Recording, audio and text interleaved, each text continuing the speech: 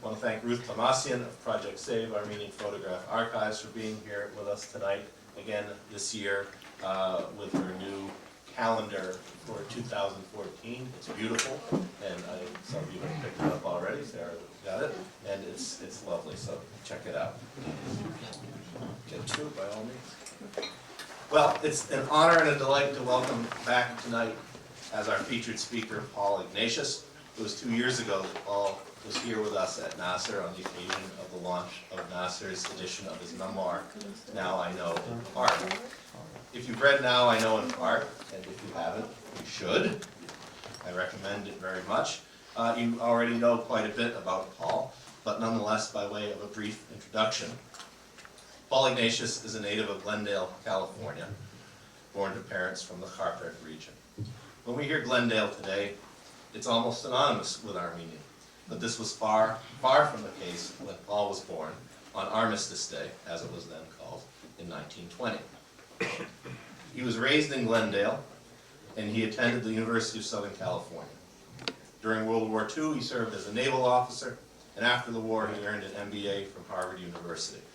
He worked in a number of jobs, which he talks about in his books, including one very interesting, to me anyway, as an assistant to the film producer, Louis de Rochemont, who was most famous as one of the men behind the March of Time newsreels in the 1940s.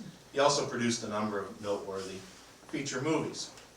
One of them, which Paul worked on, is a little known now film shot on location in Dover, New Hampshire, my hometown. Parts of it were shot a stone's throw from where I grew up, where my mother grew up. She remembers well when she was in high school and the film was being made in Dover. She didn't know that Paul Ignatius was there too. File under It's a Small World. Eventually Paul left the movie world behind, and in the 1960s he served for 8 years in the presidential administrations of John F. Kennedy and Lyndon Johnson. First as Assistant Secretary of the Army, then as Undersecretary of the Army and Assistant Secretary of Defense, and finally in 1967 he became Secretary of the Navy. Following his government service, he was President of the Washington Post for 2 years and President of the Air Transport Association for 15 years. Paul is the recipient of the Army Distinguished Civilian Service Award, the Navy Distinguished Public Service Award, and the Department of Defense Distinguished Public Service Award. Earlier this year, the U.S. Navy announced that a future Navy destroyer will bear the name USS Paul Ignatius.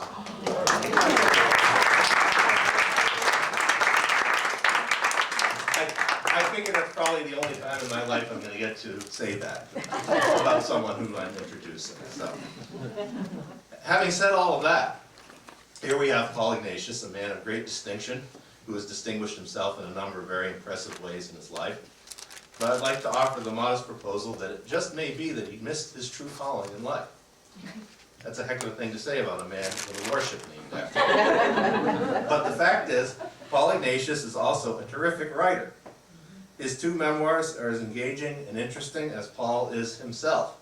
He has something that many professional writers would like to have, and many don't, a clear and distinctive voice. So back whenever it was, a year or 2 ago, when he pitched the idea of a short book of essays, ruminations, anecdotes, remembrances of 3 Armenian writers and their work, I was immediately interested.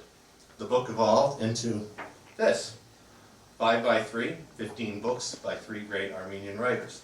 And although he's not here tonight, I want to take a moment also to acknowledge the fine work of Mark McCurtage in designing this book, as ever he did a fine job. And somehow it got finished in time. Paul makes no pretense of being a literary scholar, but what he has done is no less valuable for all that. He, blending analysis, personal anecdotes, and a keen eye for observation, Paul has taken on 3 Armenian writers, one very well known, William Saroyan, one less well known and not really read much anymore, Michael Arlen, and one mostly unknown, I think, Leon Surmelian. I think you'll enjoy reading 5 by 3, as I have, and it will make you interested in visiting or revisiting the works of these writers, in some cases if you can find them. Unpretentiously, Paul Ignatius has made a valuable contribution to our understanding of Armenian literature. NAASR is proud to work with him and proud to welcome him here tonight. Please.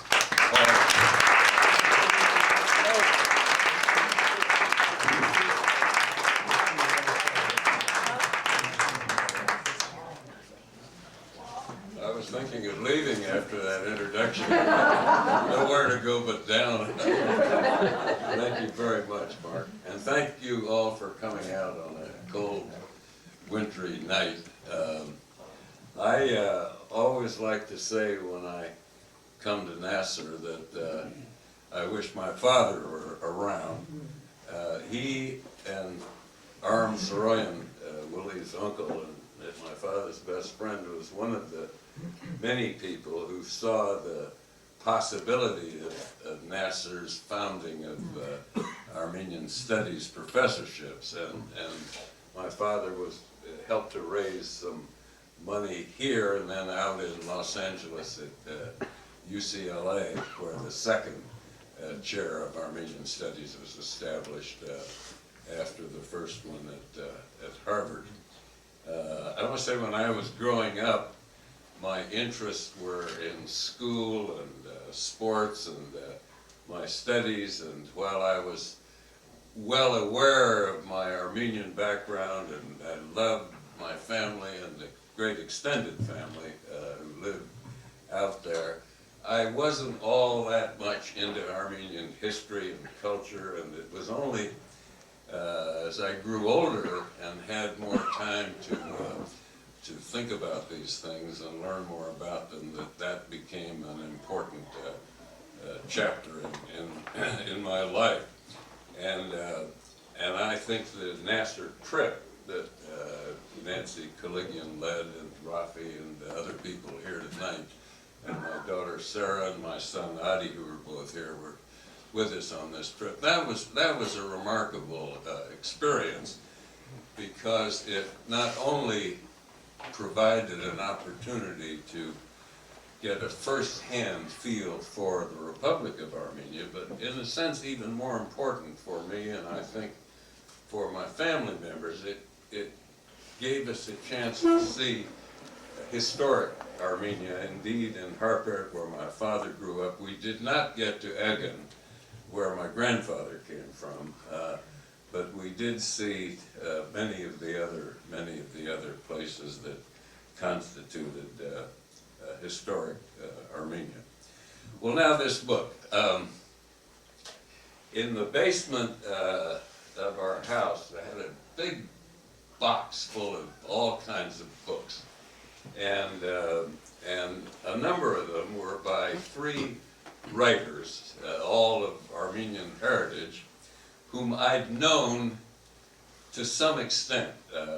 In one of them I knew really quite well, Leon Surmelian, Zavin, we always called him, Zavin Surmelian. I knew very well. He came to our house a lot, and he had a terrible case of tuberculosis, and he was at a sanitarium outside of Los Angeles, and my father helped him with his medical expenses and helped him, introduced him to the Armenian community in Southern California, and Zavin was always very grateful for that. The second one was William Saroyan, and I mentioned earlier, Arlen, Willie's colorful uncle, was my father's best friend. And Arlen would come to our house in Glendale quite often, and sometimes Willie would come with him. One anecdote I think I've mentioned, in 1934, when Saroyan published his first book called The Daring Young Man on the Flying Trapeze, my mother and father had a book party honoring him, and a lot of people came into the house, and they were all fawning over this marvelous new young writer. Quite a handsome guy, by the way, and as you know, and well, he couldn't stand it. He just, everybody bothering him and asking him questions, and he came to me. I guess I was 14 years old. My younger brother was about 9, and he said, "Is there any place in this house for we can get the hell out of here and read the funny papers. Well, there was a maid's room off the kitchen. We didn't have a maid anymore because we couldn't afford it. It was the Depression. But so we took him in there and we read the funny papers, and he read them and he acted out the parts and everything. And unfortunately, we were having a great time, but my father discovered us in there and dragged Willie back to the party. The third writer is probably not really well known anymore, but in his day was the best paid writer on either side of the Atlantic. He was on the cover of Time magazine, where Pope Francis graces the cover this year as Man of the Year. And this is Michael Arlen, who was born, his name was Kumjan, and born in Romania, but somewhere around 1900, his family moved to Manchester, England. And there was a very vibrant and influential Armenian community there. And I know that because my grandfather went there somewhat earlier, around 1892.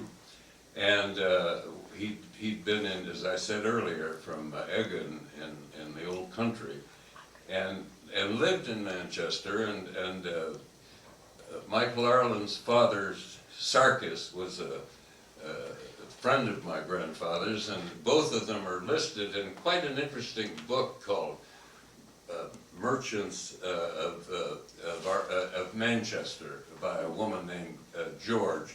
And my grandfather, his name was Avidis Jamgochan. He is there along with Sarkis Kumjan as shipping merchants in Manchester. They were shipping cotton goods made from the Manchester mills to what was then the Ottoman Empire. And I remember when I was a boy, my mother told me that she remembered Michael Arlen. He was about the same age as she was at parties. And my grandmother, whose name was Akabi Jangochan, started something called the Ladies Club of our Women's Club of Manchester, Armenian women, and Michael Arlen's mother was a member of that. I met him several times in New York after he came to the United States, and he was some kind of a dandy. I want to tell you, he had these fancy London suits and silk shirts and stick pin in his tie. And my sister met him once, and he was wearing a cutaway coat, and he carried a cane, and his writing is very mannered, sort of old school. I'll get some examples of that later. But at any rate, I got to know him some. And I mentioned both Saroyan and Surmelian, the one I knew the most. Of these three, probably Saroyan is the best known, and that's not surprising because of several reasons. First, his movie, The Human Comedy, was seen by millions of people. His play, The Time of Your Life, won the Pulitzer Prize and has repeatedly been produced again, even by high school and college groups, as well as revivals of the play, and that all helped to make him well known. And his many books, prolific writer, and some like My Name is Arlen, the Armenian stories of life in Fresno, have a universality to them that are quite remarkable. One example of that, he calls himself Aram Garo Glanyan in that book. My Name is Aram is the title of the book. Most of you, I'm sure, have read.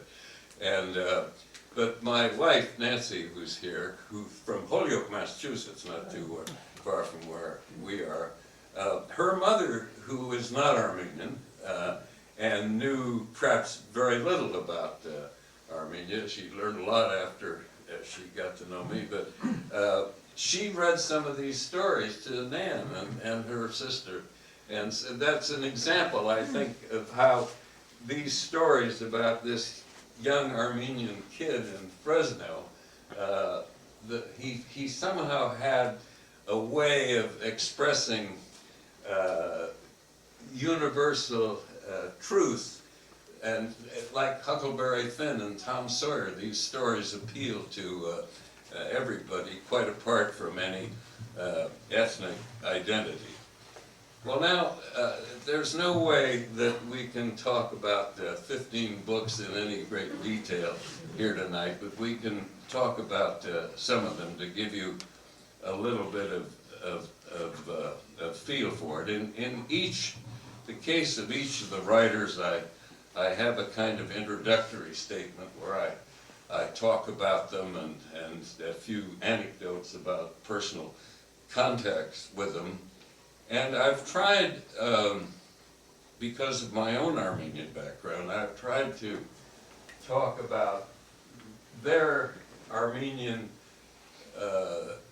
expressions of interest, or in the case of Michael Arlen, lack of interest. And they're really quite different, the three of them. Zaven Surmelian, from his beginning to his end, was intensely Armenian and intensely interested in the history and the culture and the tragedy of Armenian. And his book, which he called Now I Ask You, Ladies and Gentlemen, is a remarkable book because he tells the story of the genocide initially through the ideas of a young boy, 8 years old, living in Trebizond, in what is now Georgia.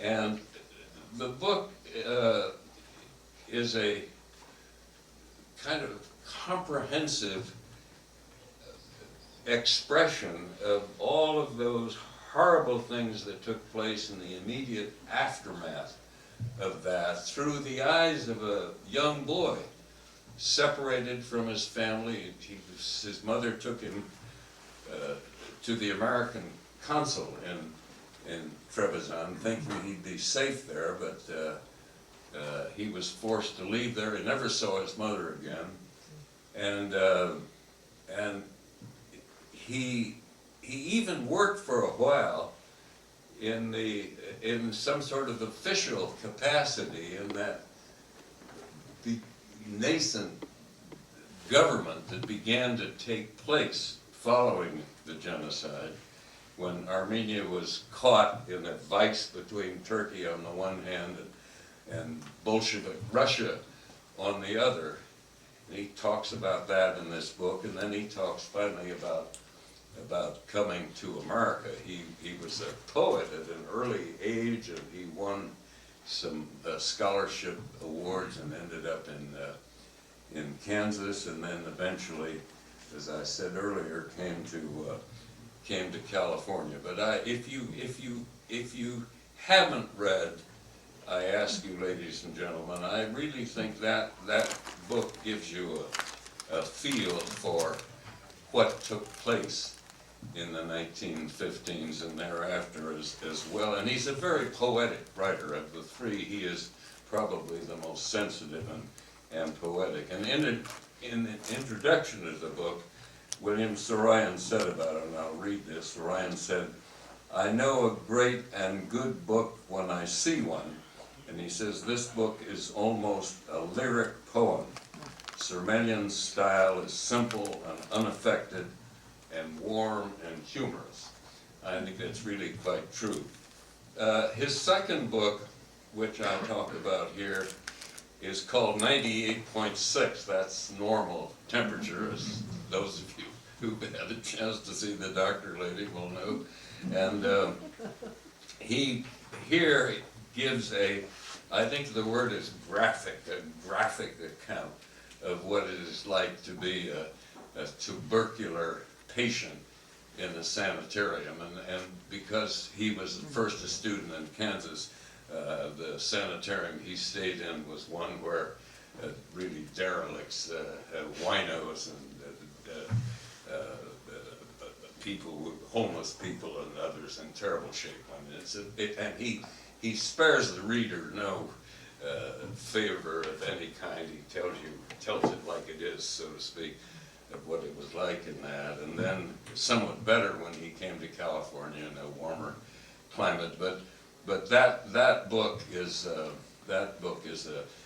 continues the biographical story of this remarkable man.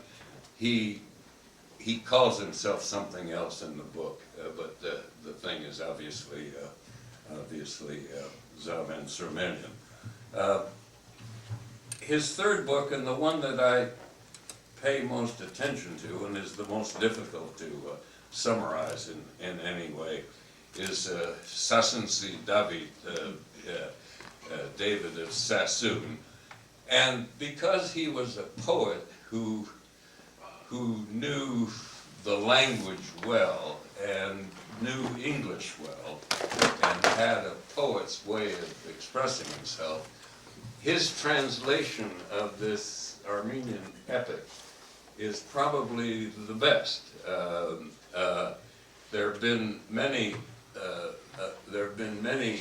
versions of this Armenian epic, but Zaven's is probably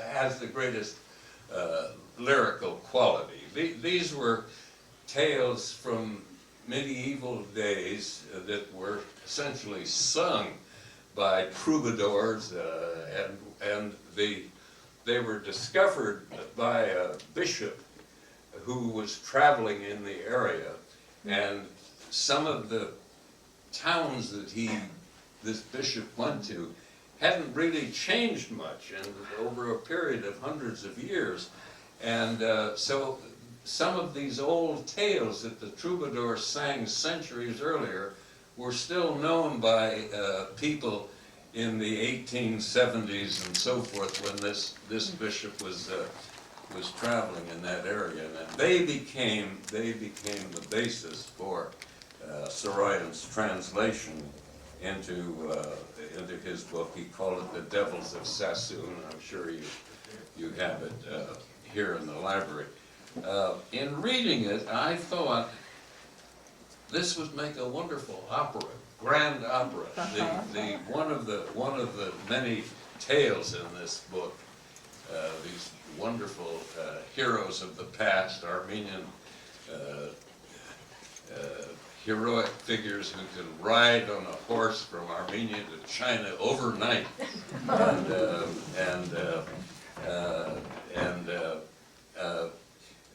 but there's one part of it where the Armenian leader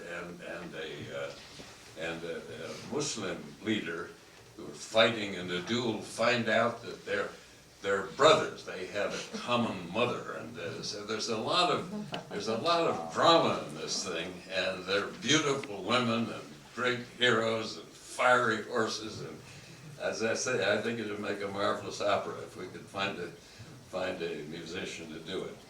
The fifth book of Surmelian's is quite different from the others. It's really a textbook, and it's called Techniques of Fiction Writing.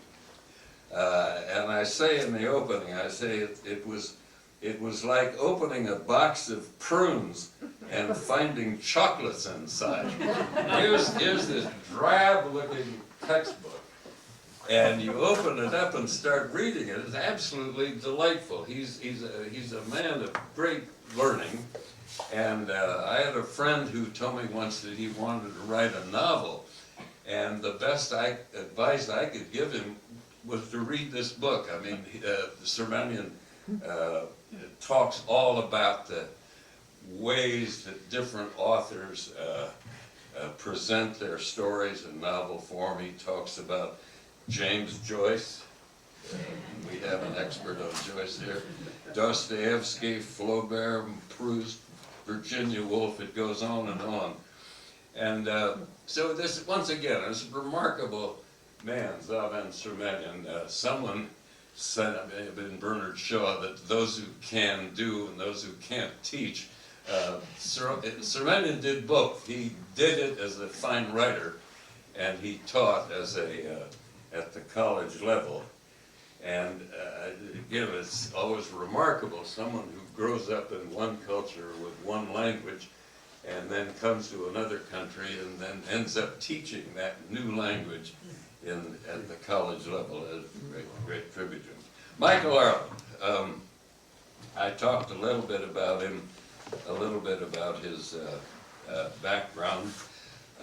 His first book was called The London Venture, and his British publisher said, "I don't think we can sell this book by someone named Dikran Kuyumjan." He said, "Nobody will know how to pronounce it." He said, "It's just too big a mouthful." And so that was the birth of the name Michael Arlen. This book was followed by an enormously successful book called The Green Hat. It was successful first as a novel, and then it was made into a play, Broadway in London.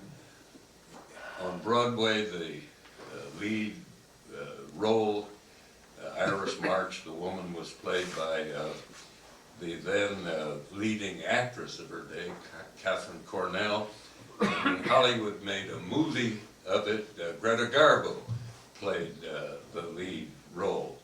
This book made Michael Arlen not only very famous, but very wealthy. He had a Rolls Royce, the biggest one, I guess, in London, and he had houses here and there, and he traveled to Deauville. His wife was a Greek countess named Atalanta Mercuri, and he traveled in the circle of expatriates, including, you know, Ernest Hemingway and others in those days. He really cut quite a figure. As I said earlier, he was a really quite stylish person in the old school.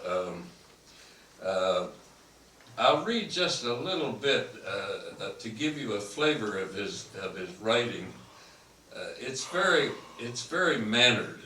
It's not writing that I think really appeals to people anymore, but at the time, as I said, it was highly regarded and very, very, very profitable. Let me just read you a little bit from The Green Hat. A woman appears at the door of his flat in London.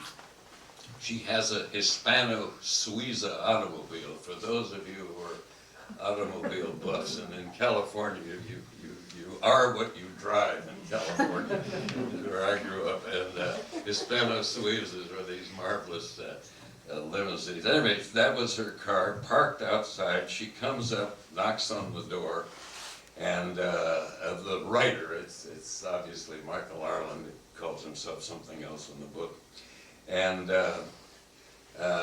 she asks for a glass of water, and she drinks it slowly, and the two of them begin to talk, first about books and then about the woman herself. And she's been married twice before, and she has an emerald ring, an enormous emerald ring on her finger that's too loose. It's always kind of falling off a little bit. And he bends over and picks it up and gives it back to her.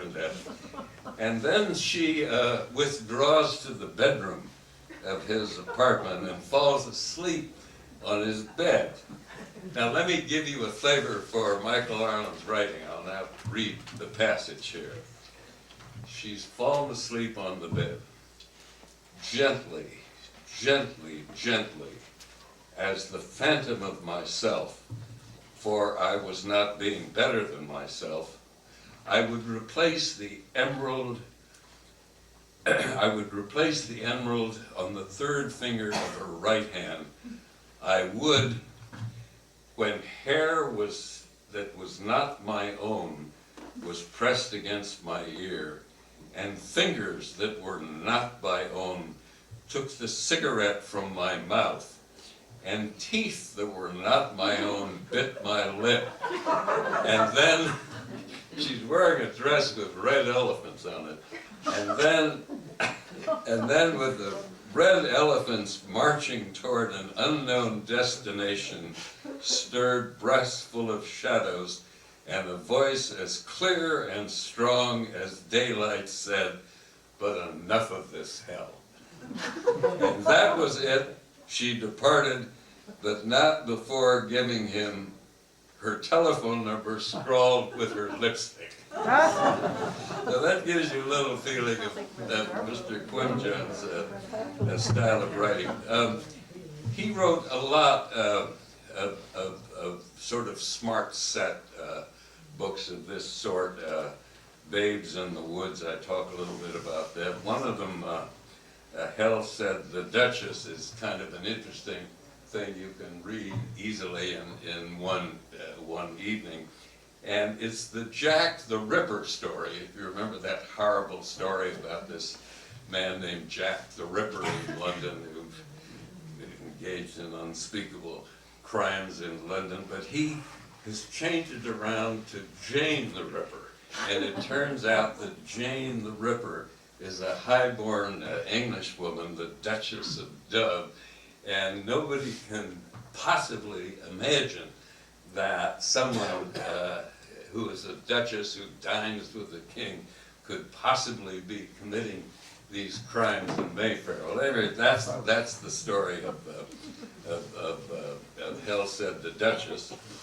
The last book that I talk about of Michael Arlen's is really 180 degrees different from the others. It's hard to believe that one man could write the Irish March thing that I read to you, and this book, which he called Man's Mortality. It's a futurist book. It's written in the 1930s, speculating about the world in the 1980s. And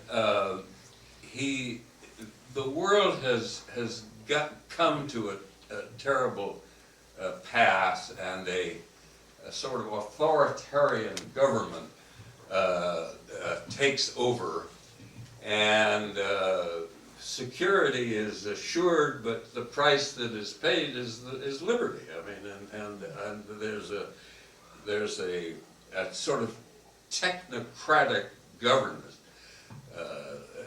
led by an international airlines group that is running the world.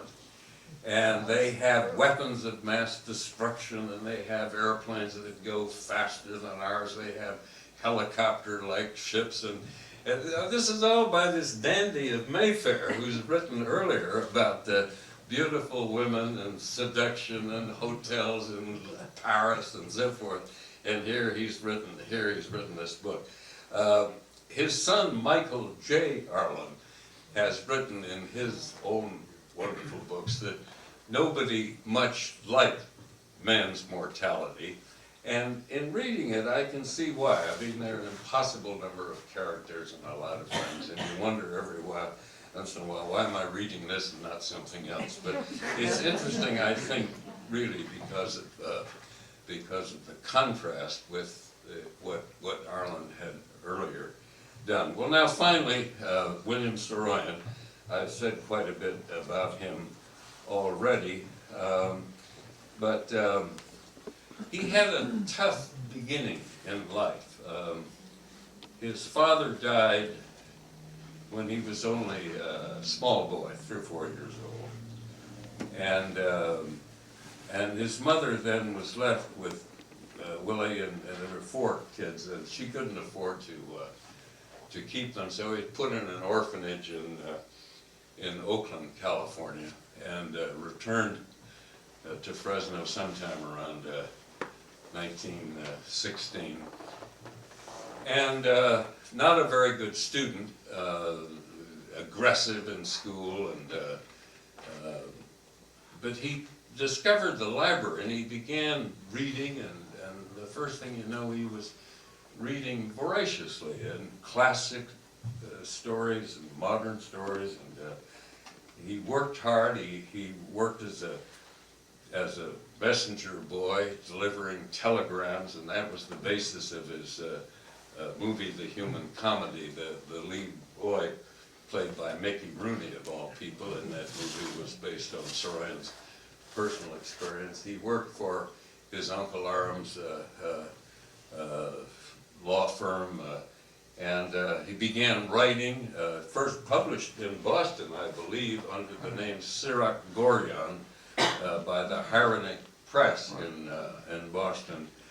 But he just exploded on the American literary scene when he wrote first a short story called The Daring Young Man on the Flying Trapeze, which later became a book of that same name. And all of a sudden, this cocky kid from Fresno became, the great Saroyan, and he was written about in Hollywood and New York, and as were other figures such as Ernest Hemingway. He was quoted a lot. He said a lot of profound things. He said a lot of rather odd things also. But he was good copy. He was written about. He married and he had a son and a daughter. I talk a little bit about that. His son was a poet, William Saroyan, same name as Uncle Willie, as Willie's uncle, and Arlen lives in Los Angeles right at the moment. My own feeling is that Saroyan was at his best when he was writing about the Fresno experience as a kid growing up, and of the people in Fresno. His work is uneven. His second book was called Inhale and Exhale, and there's almost too much in it. It's 438 pages, 71 stories, and it's possible to inhale too much, so this is almost more than you bargained for, but it does have one story. That's the origin of that quote on the wall right by the clock, that magnificent statement that Saroyan made about the Armenians, and it's in that book, Inhale and Exhale. So if for no other reason, that book is very important, because it's the first time that those wonderful words appeared. A book that's very little known, let me just get a glass of water here. A book that's really not quite well known, but that I happen to have in that box down in the basement, was called 3 times 3, 9 stories, get it? And what's interesting about this book was that how it came into being. There were 4 young students from UCLA in Los Angeles who came to Saroyan's office in Hollywood, where he was writing screenplays for the Hollywood studios, and said they wanted to publish a book of his. And Saroyan sat down with these young guys and spent quite a lot of time, and they formed a publishing company, and they decided to publish this book. One of the 4 students was a man named Gilbert Harrison, who later became the editor of the New Republic magazine for a number of years. And I met him once at a dinner in Washington, and we were sitting around sort of after dinner, coffee after the meal, and talking about the state of the world, and all of us moaning about how things were not in terrible shape. And someone said, "There's no foundation all the way down the line." And Gilbert Harrison said, "William Saroyan." Well, I smiled and said, "No, Charlie Immersion." Charlie Immersion was a man in Fresno who was a friend of Aram Saroyan's, Willie's uncle, who used to say, whenever he saw something that was not working, he would say, "No foundation all the way down the line." He said, Willie put that in the mouth of an Arab in the play, The Time of Your Life. So I had a wonderful opportunity to one-up Gilbert Harrison at that party. This book, 3x3, has a story that was the basis for Saroyan's shift from being a writer of short stories and novels to being a dramatist. The story is The Man with the Heart in the Highlands, which became the basis for Saroyan's first play in New York. The title was changed a little bit, The Man with His Heart in the Highlands, but it's a marvelous story of there's an old actor named Jasper McGregor who walks down San Benito Avenue in 1914 in Fresno playing his trumpet. He stops at a house, a young boy called Johnny, it's William Saroyan, in the story, asks him to play Drink to Me Only with Thine Eyes. But the old man says he's thirsty and needs a glass of cold water. He tells Johnny that his heart is not here in Fresno, but it's in the Highlands, the Scotch Highlands. His mother's in Tulsa, Oklahoma, but her heart is also in the Highlands. Please give me a glass of water, Mr. McGregor, please. Johnny's father, as an unpublished poet, tells the boy to fetch the water, and old McGregor swallows a whole pitcher of it in one mouthful almost, and then he says, has anybody got any bread or cheese around here? And so they send Willie down to the little grocery store nearby. Mr. Kozak, the grocer, says that he won't give him anything on credit. He said, you already owe us 40 cents. That's big money in those days. We're not going to give you anything else on credit till you pay up your debt of 40 cents. But Johnny charms him with tales about some Christians who were stranded in China and in terrible, and Mr. Kozak begins to cry a little bit, and as you know will happen, he gives him some bread and cheese and sends him off, and McGregor is grateful for that. The next book that I talk about is, I think, Saroyan's best. My name is Arlen, and I've earlier spoken about that. He's at his best here because he's writing about what he knows about and feels deeply about. The first story is a classic. It's called The Summer of the Beautiful White Horse. If you remember, there's a man named John Biro who has a horse, and one morning Willie's cousin Murad shows up at about 5 a.m. with this beautiful white horse and asks Willie to come out and take a ride with him.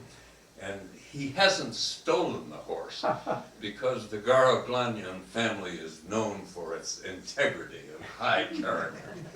And several weeks later, Mr. John Biro sees a horse that looks very much like his horse, and he examines the teeth of the horse, and he's absolutely certain that that's his missing white horse. But he knows it can't possibly be because the Garaglanian family would never steal somebody's horse. Well, it's a marvelous story, as you can see, and there are many other like it. The final one of the Saroyan books that I talk about has a long title and an odd one. Some sons come and go, mothers hang in forever. It has a lot of stories. They're only 2 or 3 pages long. I think one fault, if one were to stand back and be critical of Saroyan, is he never rewrote anything. I mean, it was so good, he felt. If you put it down on paper, you know, you would never. My son Adi's an editor, and he knows you don't write, you rewrite, and editors help you. But not with Saroyan. It was, once it was down, that was what it was. And sometimes it, like the rice he talks about, sometimes it comes out perfect, and other times it's just mushy swill, and it just, you know, it perhaps shouldn't have been published. And even Saroyan sometimes admits that was the case. But there's a lot of that in this book. one story in it I had particular interested in. It's called Ruben Mamoulian directing Miriam Hopkins in Becky Sharp. And here Saroyan visits the set where Mamoulian is directing the movie Becky Sharp, which is based on the famous Thackeray novel Vanity Fair. And Saroyan meets the star, Miriam Hopkins, who plays Becky Sharp in the movie. And she comes up and talks to Saroyan excitedly in a breathless way that he thinks is a secret language only for him. She seems to be saying, "I love you. I really believe I like you. And by that, I don't mean talk love, talk like. I mean, let's get into bed, love." Saroyan is disappointed when Mamoulian calls Miriam Hopkins away for the next scene, where she talks to the camera in the same breathless, excited way that had transfixed him earlier. So much for bed love. I know how Miriam Hopkins talked because I was in that movie. I really was. Mamoulian's parents were great friends of my parents. And I had a very small part. Miriam Hopkins is a governess, Becky Sharp, so-called, in this movie, and she's taking care of these kids, and I was one of the kids. So I knew exactly how Miriam Hopkins talked, and I could see very well why William Saroyan was so taken with him. Well, this brings me to the end. Let me just say that Saroyan's writing was uneven, but at its best, it was really very, very good. It was a unique expression of a fiercely talented, largely self-taught man who could write about the immigrant experience in a way that seems to make it deeply American and even universal. So that completes my remarks. Thank you again for coming. And if you want to buy this book, all the money, every nickel and dime, that it goes to NAASR. I don't get any of it going over there. Thank you.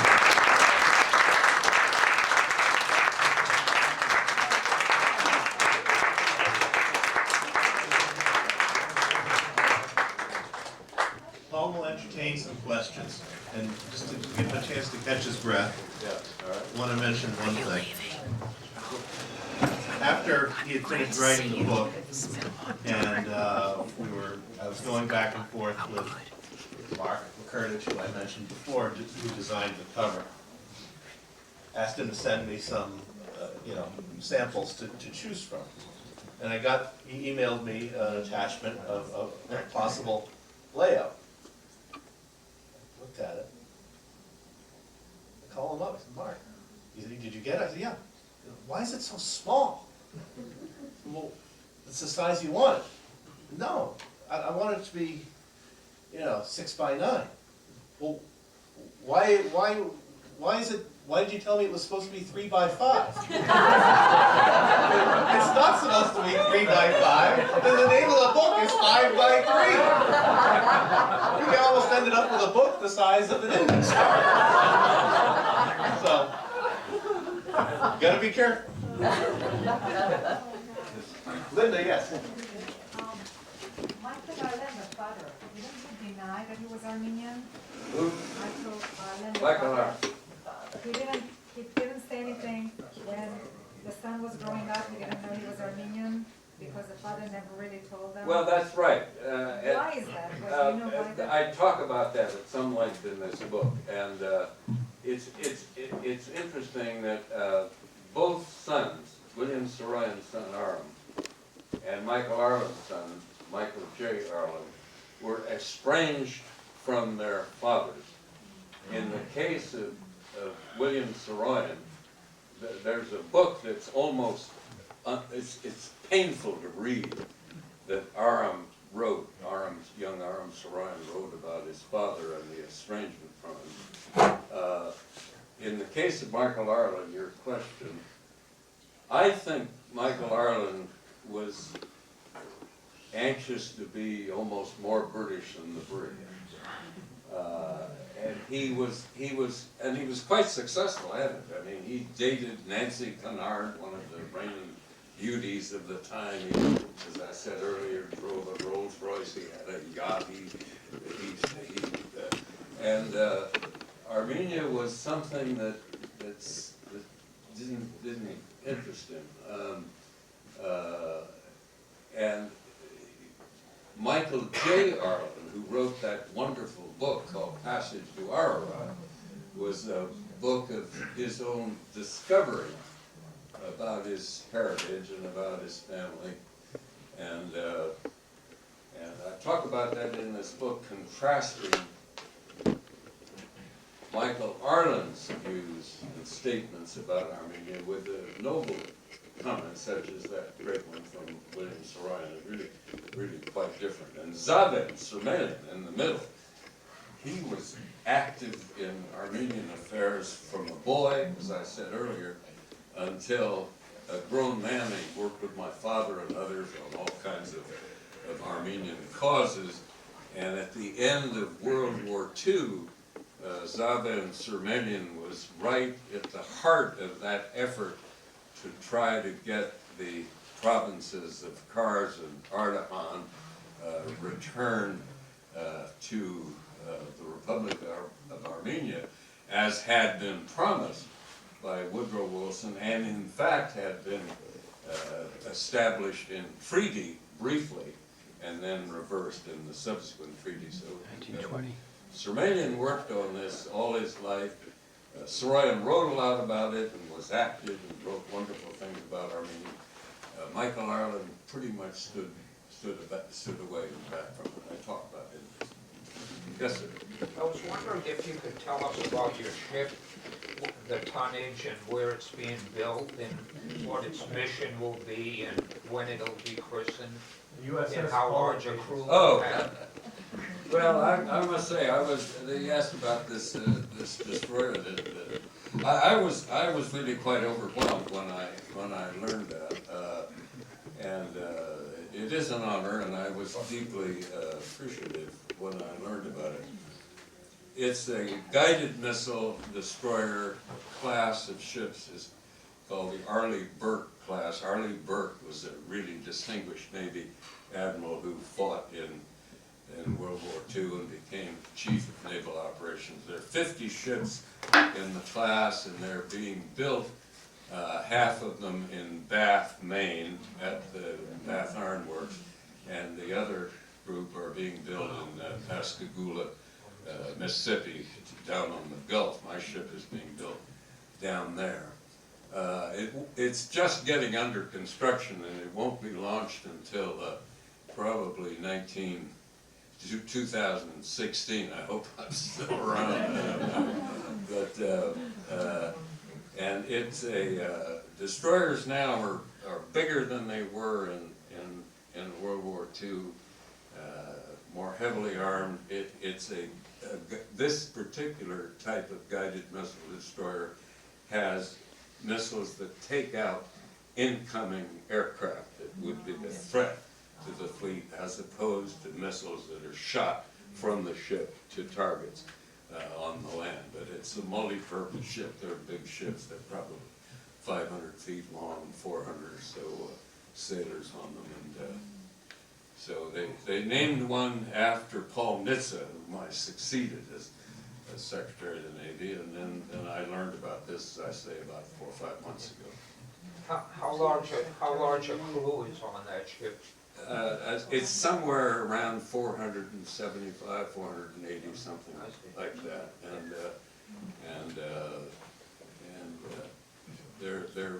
they're big ships. They're almost as big as what we used to call cruisers,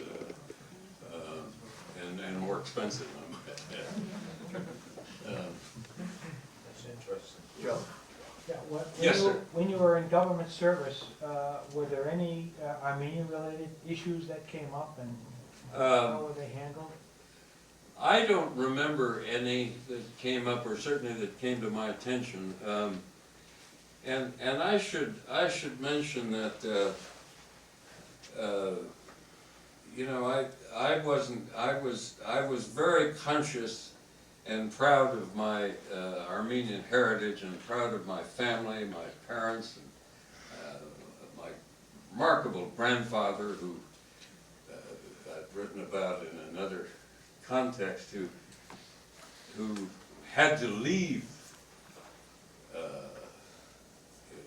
He'd gone to school at Euphrates College in Harvard and stayed on and was doing graduate work, and he had to leave the country because he'd written some poetry that talked about liberty and mentioned words like freedom, and they threw him in jail. And he had a wise uncle who was able to spring him loose, and they sent him off to Manchester to live there. And then he came to California in 1911.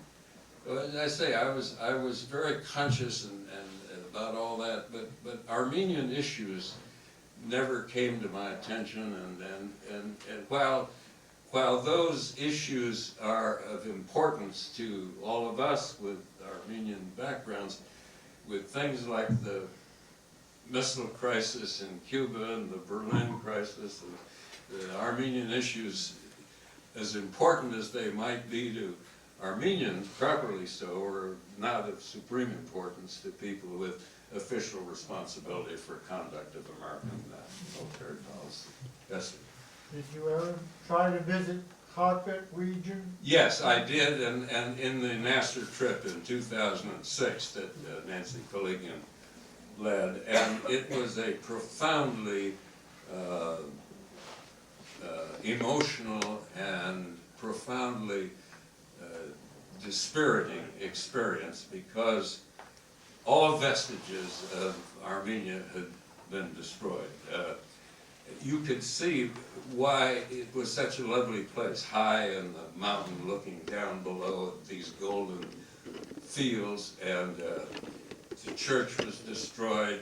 Harper was famous for Euphrates College, which was there. There's no indication of the school. My grandfather had been there, my father had been there. Sarah had tears in her eyes.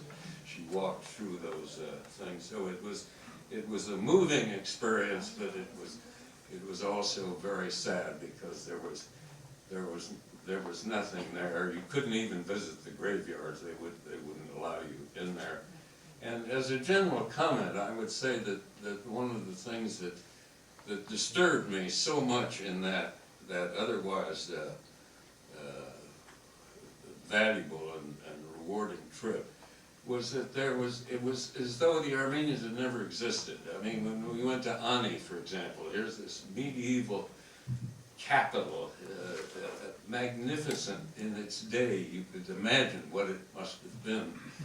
And none of the signage said anything about Armenia. The same was true in Akhtamar, and here was this exquisite church on the island, and you know, I mentioned it. If you go to England, you see something, and it's a Roman wall. They don't say this is an English wall, or this is a wall built by somebody else. I mean, it's the Roman wall. The Romans were there. And why the Turkish people, who are really quite important in many ways in the world today, don't see more clearly the folly of this and the wrong of it. From their own self-interest, it would seem to me, they would want to recognize what happened and make proper amends. And it's 100 years now, and I mean, the Germans have done a very good job of owning up to the horrible experiences under Hitler and the Nazis, and have made proper amends. The Japanese haven't done quite as well, but they've done some things.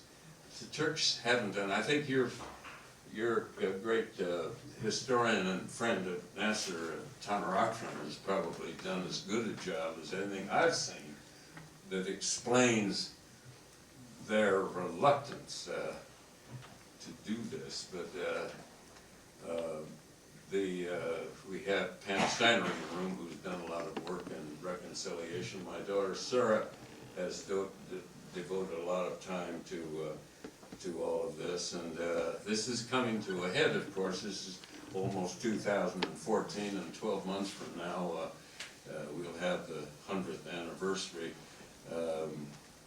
I'd like to think that somehow there, in my own personal view, that there could be some honorable way of reconciliation here, and I think it is in the interest of the Republic of Armenia if this could be done. And certainly, it seems to me, from Turkey's standpoint, it's in their own selfish best interest to try to do this. But that's another story, and that's another book. It's not going to be one I write. Okay. Anything else? If not, thank you again for coming.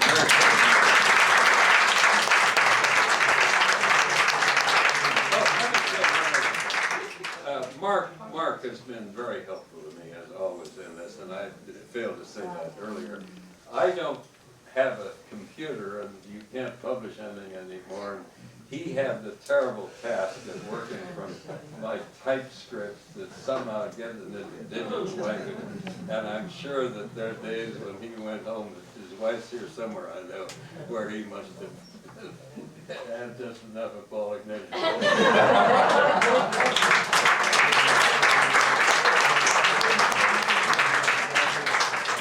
Not likely, not likely. At least it wasn't handwritten. So the book is indeed available. It's $15. Get it? And like everything else tonight, it is 20% off. I think you'll enjoy the book. It's a good read, and you will learn things about these writers. I've never read anything by Michael Arlen. I've had a copy of The Green Hat on my shelf forever. I still haven't read it, but I've read more of it now than I had before, and it's nice work, and again, it's an honor working with Paul, and a pleasure, and it's great having him here, and most of the family here as well. Thank you for coming, and thanks everyone for being here tonight. Paul will sign books. Where is it? In the bookstore.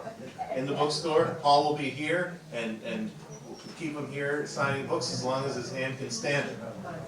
Thank you.